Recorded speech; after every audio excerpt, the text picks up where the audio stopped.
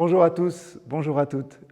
Comme vous le voyez, je suis ravi de vous retrouver encore une fois pour méditer avec vous une parole de notre Dieu pour nous aujourd'hui. On est en plein dans cette réflexion sur le bon usage de nos paroles et de notre langue. Et la Bible, c'est vrai, nous met sans cesse en garde contre les paroles irresponsables ou destructrices.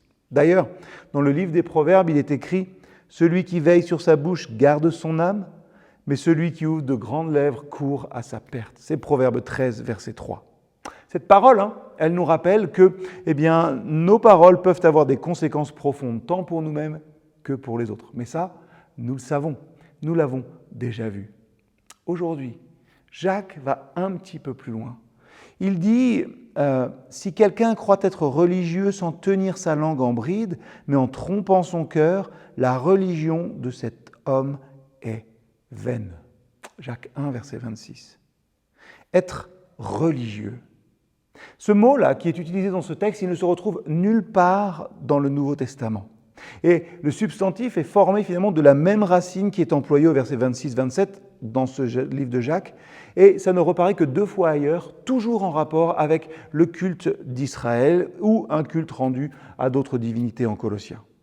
Et ce terme, il désigne finalement la piété qui s'exprime dans les pratiques religieuses.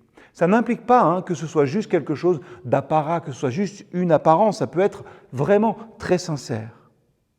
Mais comme les lecteurs de Jacques pouvaient se dire « je ne suis pas quelqu'un qui écoute et qui oublie, j'observe très exactement ce qu'il faut faire, la loi, et je remplis scrupuleusement mes devoirs religieux en rendant un culte à Dieu selon ses prescriptions », eh bien Jacques montre à ses auditeurs que s'ils font ça, c'est très bien, mais ils sont dans l'illusion. Si avec toute leur dévotion, ils conservent comme défaut le fait de ne pas maîtriser leur langue. Et par cette erreur de jugement moral ou ce manque de discipline exercé sur soi-même, ils trompent leur cœur. Jacques va jusque-là.